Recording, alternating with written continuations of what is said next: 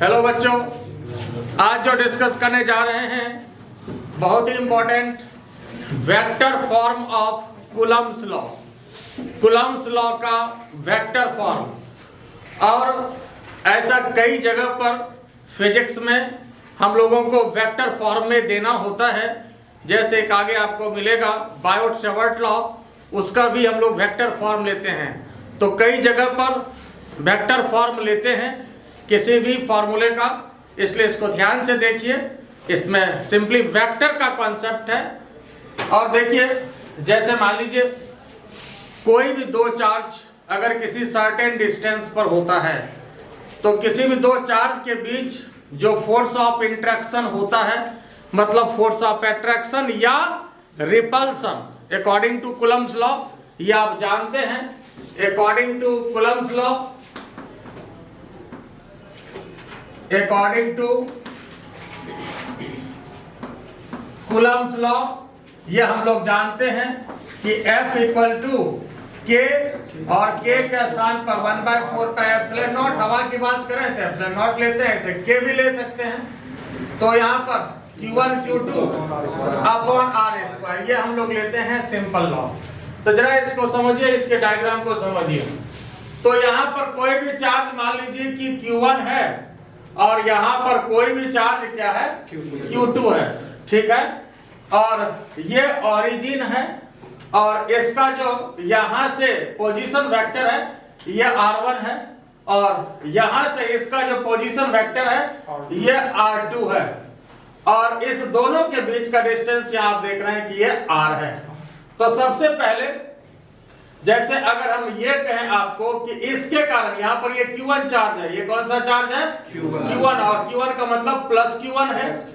Minus देंगे तभी minus होगा, और नहीं तो ऑलरेडी वह पॉजिटिव ही होता है।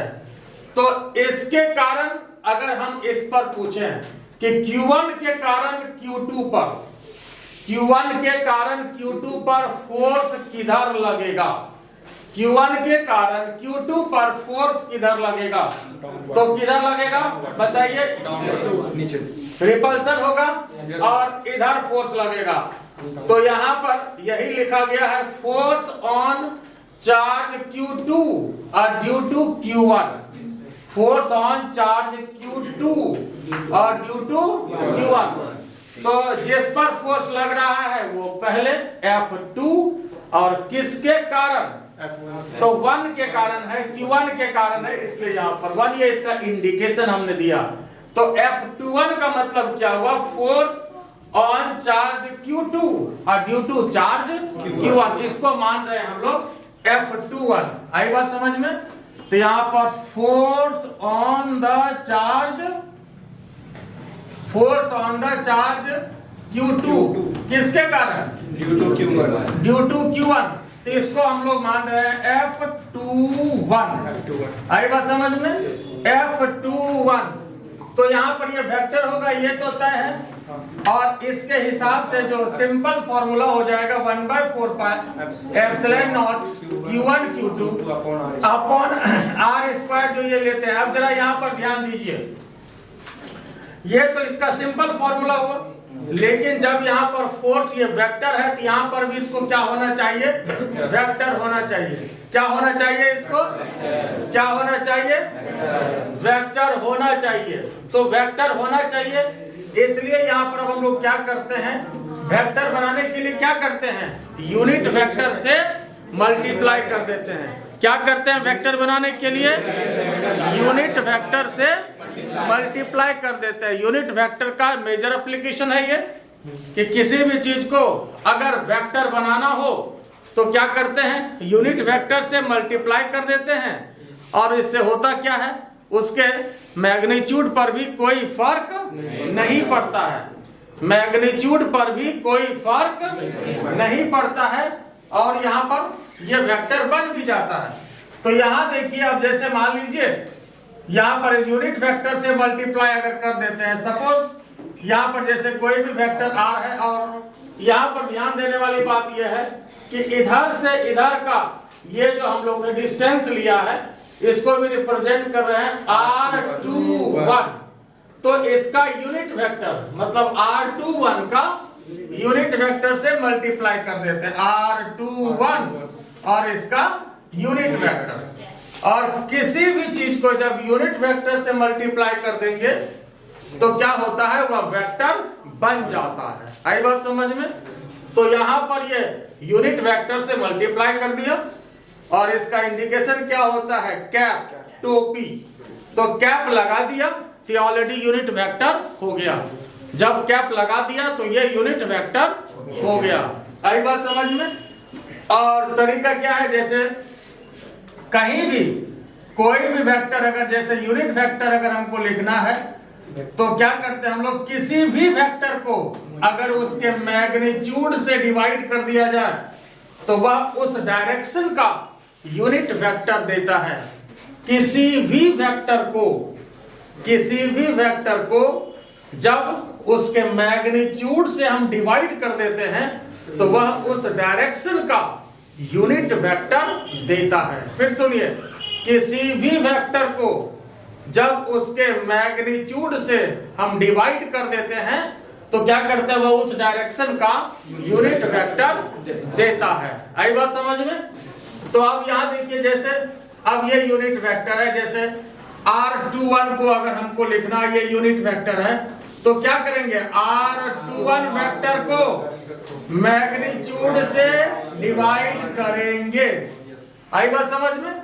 R21 वेक्टर को क्या करेंगे, इसके मैग्नीट्यूड से डिवाइड करेंगे। आई बात समझ में? तो यहां देखिए, तो अगर 1/4 पाई एप्सिलॉन नॉट और Q1 Q2 अपॉन R² और R21 को क्या करेंगे, यहां पर इसको लिखने के लिए R21 वेक्टर और नीचे R21 वेक्टर का मैग्नीट्यूड, यही ना? बोलिए, इसमें कोई दिक्कत है? और यहाँ पर 21 का मतलब ये समझ में आ गया। 21 का मतलब है, जैसे F21 का मतलब हुआ फोर्स ऑन चार्ज Q2, ठीक है, due to charge Q1। F21 इसको इंडिकेट किया और यहाँ पर F12 से इंडिकेट किया। ये क्या है, फोर्स ऑन चार्ज Q1 किसके कारण, ड्यू टू Q2 के कारण। तो F12 का मतलब हुआ 1 पर, 2 के कारण। जिस पर लग रहा है उसको पहले लिखेंगे और जिसके कारण लग रहा है उसको बाद में लिखेंगे। ये इंडिकेशन है, जिस पर लगता है फोर्स, है ना, उसको पहले लिखेंगे। आई बात समझ में? जिसके कारण लगता है उसको बाद में, ये इंडिकेशन है, ठीक है। तो इस पर जो फोर्स लग रहा है इसको रिप्रेजेंट कर रहे हैं F12 से, और इसी दोनों चार्ज के बीच जो फोर्स लगता है उसी का यहाँ पर ये सब फिगर सिर्फ बनाया गया है। ये कुछ नहीं है, सिंपली जैसे कोई भी दो चार्ज है, अब यहाँ पर दोनों के बीच जो फोर्स लगता है इसी को वेक्टर फॉर्म में हमें लिखना है। ये बात समझ में पहले आ गया, ठीक है।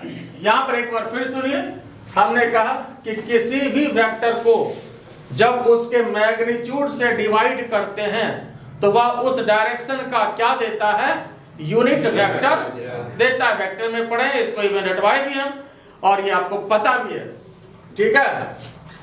वेक्टर सी को इसके मॉड से डिवाइड कर दीजिए, और ऐसे भी सोचिए कि जैसे वेक्टर सी है यहाँ पे और इसका मैग्नीट्यूड से डिवाइड कर देंगे तो यहाँ जो बचेगा वो यूनिट वेक्टर बचेगा। क्या बचेगा, यूनिट वेक्टर बचेगा। आई बात समझ में? मानो कैसे, तो जरा से समझ सकते हैं। यहाँ पर अगर कोई भी वेक्टर है, यहाँ पर अगर कोई भी वेक्टर है, जैसे मान लीजिए वेक्टर सी का क्या मतलब है, यहाँ पर मैग्नीट्यूड भी है और डायरेक्शन भी है, मैग्नीट्यूड भी है और डायरेक्शन भी है, और नीचे इसका मैग्नीट्यूड, तो मैग्नीट्यूड कट गया और यहाँ डायरेक्शन बचा, और मैग्नीट्यूड पूरा नहीं कटा, एक बचा। 5/5 अगर ये हो कट जाए एक बचेगा ना, तो मैग्नीट्यूड 1 हुआ और डायरेक्शन बच गया तो यूनिट वेक्टर बच गया। आई बात समझ में? ऐसे इसको समझना है, ठीक है। मान लो यहाँ 10 हो, यहाँ भी 10, तो 10/10 1 हो और डायरेक्शन बचा, तो मैग्नीट्यूड 1 बचा और डायरेक्शन बचा। तो इस तरह से ये यूनिट वेक्टर हमको मिला। बात क्लियर? तो यहाँ देखिए, यहाँ पर जो यूनिट वेक्टर दिया गया है R21, तो इसको वेक्टर R21 और नीचे इसका मैग्नीट्यूड। अब ध्यान देने वाली बात है कि देखिए R21 का मैग्नीट्यूड R21 का मैग्नीट्यूड या R12 का मैग्नीट्यूड दोनों बराबर होगा कि अलग अलग होगा? R21 मतलब इधर से इधर ले या इधर से इधर ले, तो मैग्नीट्यूड तो बराबर ही है। हम A से B के तरफ जाएं उतना डिस्टेंस लें या B से A का डिस्टेंस लें, अगर डिस्प्लेसमेंट की बात करेंगे तो डायरेक्शन में फर्क पड़ता है, लेकिन मैग्नीट्यूड में कोई फर्क नहीं पड़ेगा। मैग्नीट्यूड में कोई फर्क नहीं पड़ेगा। पढ़ना चाहिए क्या? मैग्नीट्यूड में फर्क पड़ना चाहिए? नहीं पड़ना चाहिए। ठीक है कि ये डिस्प्लेसमेंट है तो डायरेक्शन का फर्क पड़ेगा। जब मैग्नीट्यूड आ गया तब तो फिर डिस्टेंस हो गया। आई बात समझ में? तो यहाँ पर ये दोनों बराबर हो गया और इसके बाद हम इसको R भी ले तो R का मैग्नीट्यूड, ये तीनों चीज बराबर है, ये समझने वाली बात है। जब मैग्नीट्यूड की बात हो गई तब तो R21 कहें या R12 कहें या मॉड ऑफ फैक्टर R कहें, बात एक ही है। R21 का मतलब यहां से यहां, इधर से इधर, और R12 का मतलब इधर से इधर हुआ, और R तो दोनों के बीच का ये सिंपल फॉर्म है। आई बात समझ में? तो यहां देखिए, तो ये कितना हो गया? 1/4 pi epsilon not Q1 Q2 upon R²। अब ये इसको हम लोग क्या लिख सकते हैं? Mod of vector R, R भी होगा। मॉड ऑफ वेक्टर R क्या हो गया? R हो गया। तो यहाँ पर R21 अपने जगह पर और नीचे R, तो अब एक पावर यहाँ पर क्या हुआ? बढ़ गया। क्या हुआ? एक पावर यहाँ पर बढ़ गया। तो इसको मैं ऊपर लिख रहा हूं, ये लिखा हुआ आपके पास, तो यहां ध्यान दीजिए। तो F21 इक्वल टू क्या हो गया? 1/4 pi epsilon not Q1 Q2 और अपॉन क्या? R3। और यहां पर ये R21 वेक्टर अपने जगह पर है। R21 वेक्टर अपने जगह पर है। आई बात समझ में? तो यह जो है कूलम्ब्स लॉ का वेक्टर फॉर्म हुआ। तो ध्यान देने वाली बात है कि यहाँ पर ये वेक्टर जैसे ही लिए तो यहाँ पर एक पावर क्या हुआ? बढ़ गया। क्या होता है? एक पावर बढ़ जाता है। आई बात समझ में? एक पावर बढ़ जाता है। और ये जो फोर्स हुआ, जरा ध्यान से देखिए, force on charge Q2 due to Q1, इसलिए F21 लिखे, और यहाँ पर जो ये डिस्प्लेसमेंट वेक्टर लिखा गया R21। ठीक है, बात समझ में आया? बाकी तो दोनों के बीच का जो डिस्टेंस का ये मैग्नीट्यूड है, ये R³ है। ठीक है, बात क्लियर हुआ? और फिर अगर हम ये लिखना चाहें कि फोर्स ऑन, अब सिमिलरली अलग से कुछ नहीं करना है, force on charge Q1 due to Q2, तो इसी तरह से क्या लिखा जाएगा? जरा बोलिए तो। F12, बिल्कुल सही बात है। F12 1/4 pi epsilon not Q1 Q2 upon R3, और यहाँ पर बस बिल्कुल यही फर्क होगा। बात समझ में आया या नहीं आया? तो बस यही फर्क होगा। ये F21 हुआ, मतलब force on charge Q2 due to Q1, और ये हो जाएगा force on charge Q1 due to Q2। तो यहाँ भी देखिए 1/2 था, तो यहाँ भी ये 1/2 हो गया। आई बात समझ में? फिर जरा ध्यान से देखिए, वेक्टर फॉर्म का सारांश बस यही है। जरा इसको ध्यान से समझिए। वेक्टर फॉर्म का सारांश बस यही है कि अगर हम वेक्टर फॉर्म बनाते हैं, वेक्टर फॉर्म जैसे बनाते हैं तो नीचे एक पावर बढ़ जाता है, ये याद रखिएगा। जैसे ही यहाँ पर वेक्टर लिखेंगे तो यहाँ पर एक पावर क्या होता है? बढ़ जाता है। ऐसे तो कूलम्ब्स लॉ में नीचे R² होता है, लेकिन यहाँ पर क्या हो गया? R³ हो गया, और यहाँ पर दोनों के बीच का जो डिस्टेंस था वो वेक्टर आ गया। आई बात समझ में? दोनों के बीच जो डिस्टेंस था वो वेक्टर आ गया, और यहाँ पर क्या हो गया? R³ आ गया। आई बात समझ में? एक पावर क्या होता है? बढ़ जाता है। तो ऐसे बिल्कुल सीधा सीधी आप समझने के लिए आप ये समझें, जैसे सिंपल फॉर्म की बात करें, F equal to K Q1 Q2 upon R², ये है। तो जैसे ही अगर हम वेक्टर फॉर्म देंगे, यहाँ वेक्टर लगाएंगे, और यहाँ पर जो है जैसे ही वेक्टर देंगे 2 1 या 1 2 जो भी, ये जैसे लगाएंगे एक पावर सीधा बढ़ा देंगे। इसका सारांश यही है। आई बात समझ में? यहाँ जैसे वेक्टर लगा दिया, यहाँ 2 1 लगाया वेक्टर, यहाँ नीचे एक पावर बढ़ा देंगे। आई बात समझ में?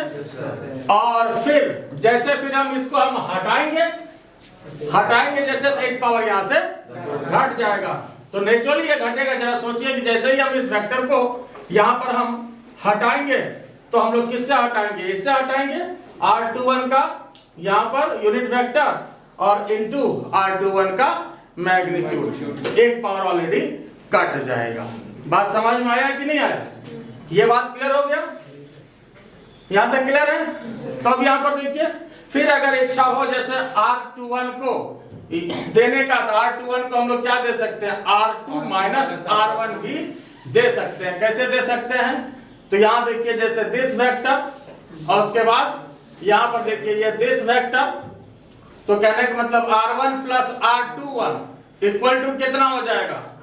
R2 हो जाएगा। This vector plus this vector equal to this vector, तो वही लिखा गया है कि R1 plus R21 equal to R2।